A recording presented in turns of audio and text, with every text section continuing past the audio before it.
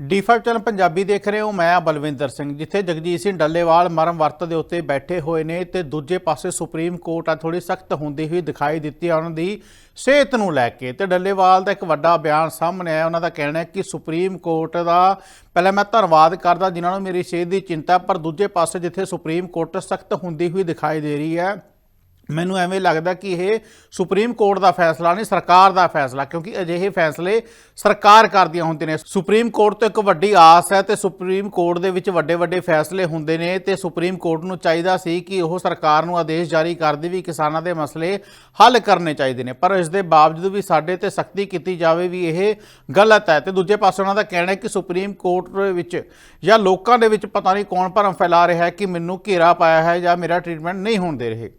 कल जब मुझे पता चला कि आज छुट्टी के दिन सुप्रीम कोर्ट में हमारे मामले पे कोई सुनवाई हुई है, तो सबसे पहले मुझे ये बात अच्छी लगी कि भारत सरकार और हमारा सुप्रीम कोर्ट हमारी सेहत को लेकर चिंतित है और उसके साथ साथ मुझे ये उम्मीद थी कि जो हमारी तरफ से माननीय सुप्रीम कोर्ट को हमारा पत्र लिखा गया है, शायद उस पर कोई विचार हुई होगी, उस पर कोई सरकार को आदेश करेगी सुप्रीम कोर्ट। लेकिन वो करने की बजाय सुप्रीम कोर्ट पंजाब गवर्नमेंट को हमारे ऊपर और सख्ती करने के लिए आदेश दिए गए हैं। तो मैं हैरान हुआ कि एक तरफ तो हमारी सुप्रीम कोर्ट हमारी सेहत को लेकर इतनी चिंतित है, हमदर्दी प्रकट कर रही है, और दूसरी तरफ हमारे ऊपर सख्ती करने के आदेश दे रही है। ये जिंदगी में पहली बार ऐसी हमदर्दी देख रहा हूँ।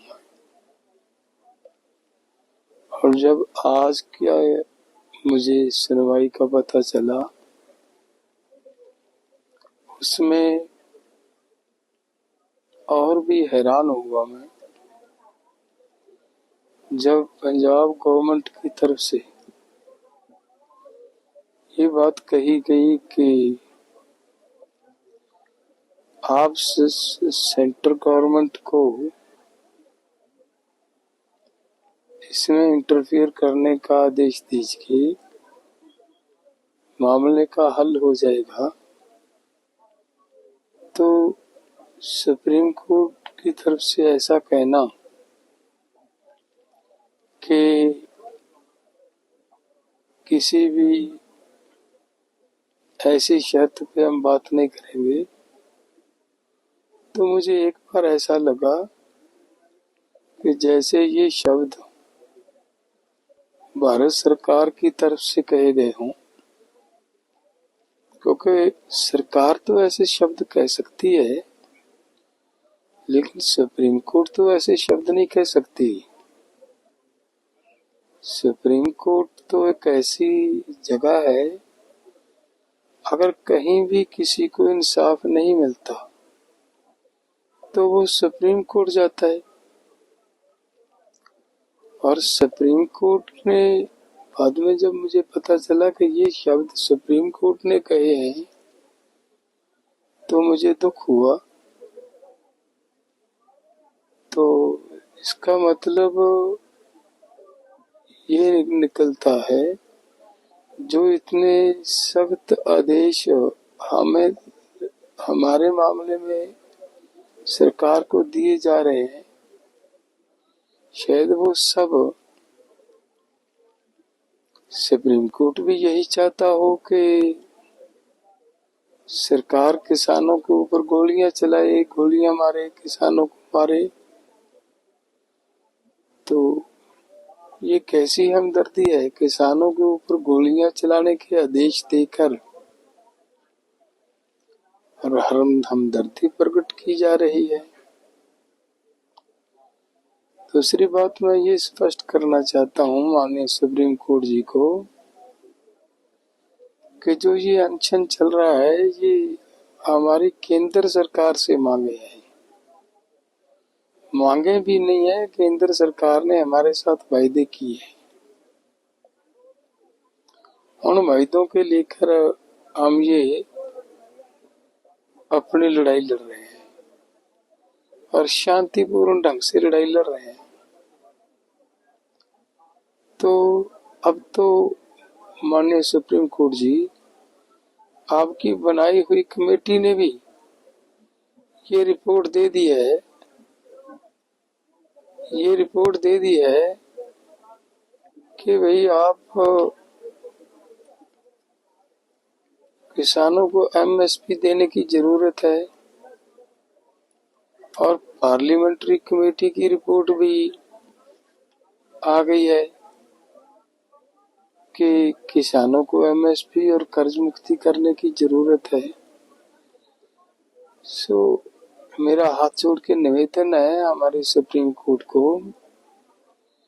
कि हमारे ऊपर सख्ती करने की, हमारे ऊपर जबरदस्ती करने के आदेश देने की बजाय अगर हमारा सुप्रीम कोर्ट भारत सरकार को हमारी मांगों पूरी करने के लिए आदेश देता तो मुझे लग रहा है अच्छा होता। नहीं तो अगर सुप्रीम कोर्ट ही ऐसे आदेश देगा कि जबरदस्ती करो, भले सेंटर से सपोर्ट लो, भले गोली चलानी पड़े, कुछ करना पड़े, किसानों को वहां से उसको उठाओ और हॉस्पिटलाइज करो, तो फिर तो देश के लोग कहाँ जाएंगे। विश्वास की एक ही जगह थी सुप्रीम कोर्ट, वहां से भी विश्वास टूट जाएगा। और जो मैं अनशन कर रहा हूँ, ये किसने रिपोर्ट दे दी सुप्रीम कोर्ट में, किसने ये भ्रम फैला दिया कि उसको लोगों ने अपने कब्जे में कर रखा है। ऐसी बात कहाँ से आई। मैं यहाँ जितने हमारे साथी हम मिलकर आंदोलन कर रहे हैं, सबसे आयु में बड़ा हूँ और ये एक जिम्मेदारी समझ कर के 7 लाख किसान हमारे देश का सुसाइड कर गया कर्ज की वजह से।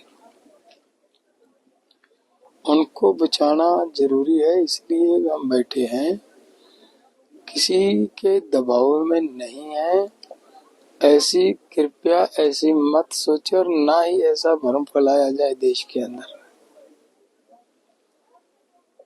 धन्यवाद। ਸੋ ਡੱਲੇਵਾਲ ਸਾਹਿਬ ਦਾ ਅਜਿਹਾ ਬਿਆਨ ਆਉਣਾ ਸੁਪਰੀਮ ਕੋਰਟ ਦੇ ਫੈਸਲੇ ਤੋਂ ਬਾਅਦ ਇਹ ਕਾਫੀ ਚਿੰਤਾ ਦਾ ਵਿਸ਼ਾ ਹੈ। ਤੇ ਦੂਜੇ ਪਾਸੇ ਉਹਨਾਂ ਦਾ ਕਹਿਣਾ ਹੈ ਕਿ ਸਾਡੀ ਲੜਾਈ ਕੇਂਦਰ ਦੇ ਨਾਲ ਹੈ, ਜਿਨ੍ਹਾਂ ਨੇ ਮੰਗਾਂ ਮੰਨ ਕੇ ਸਾਡੀਆਂ ਮੰਗਾਂ ਨਹੀਂ ਪੂਰੀਆਂ ਕੀਤੀਆਂ। ਹੁਣ ਵੇਖਣਾ ਹੋਵੇਗਾ ਆਉਣ ਵਾਲੇ ਸਮੇਂ ਦੇ ਵਿੱਚ ਸੁਪਰੀਮ ਕੋਰਟ ਇਸ ਫੈਸਲੇ ਨੂੰ ਲੈ ਕੇ ਕੀ ਕਰਦੀ ਆਉਣ ਵਾਲਾ ਸਮਾਂ ਦੱਸੇਗਾ। निडर हाँ निरपक्ष रहांगे, आजाद हाँ सच कहांगे। ਗੱਲ ਕਰਾਂਗੇ ਸਿਆਸੀ ਹਵਾ ਦੀ, ਹੁਕਮਰਾਨਾਂ ਨੂੰ ਹੋਣਗੇ ਸਿੱਧੇ ਸਵਾਲ। ਸਭ ਤੋਂ ਪਹਿਲਾਂ ਪਹੁੰਚਾਵਾਂਗੇ ਤੁਹਾਡੇ ਤੱਕ ਸਿਰਫ ਸੱਚੀ ਖਬਰ। हर मसले ते रहेगी तिखी नज़र, दसांगे कौन कर रहा है किहदे ते ਜ਼ਬਰ। ਵਿਦੇਸ਼ਾਂ ਦੇ ਵਿੱਚ ਬੈਠੇ ਪੰਜਾਬੀਆਂ ਦੇ ਹੱਕ ਦੀ ਕਰਾਂਗੇ ਗੱਲ। ਕੈਨੇਡਾ ਅਮਰੀਕਾ ਦੀ ਹਰ ਸਿਆਸੀ ਖਬਰ ਲੈ ਕੇ ਆਵਾਂਗੇ ਤੁਹਾਡੇ ਵੱਲ। उभरांगे पंजाब दी आवाज़ बन के, हर मुद्दे ते होणगे रोज़ चर्चे।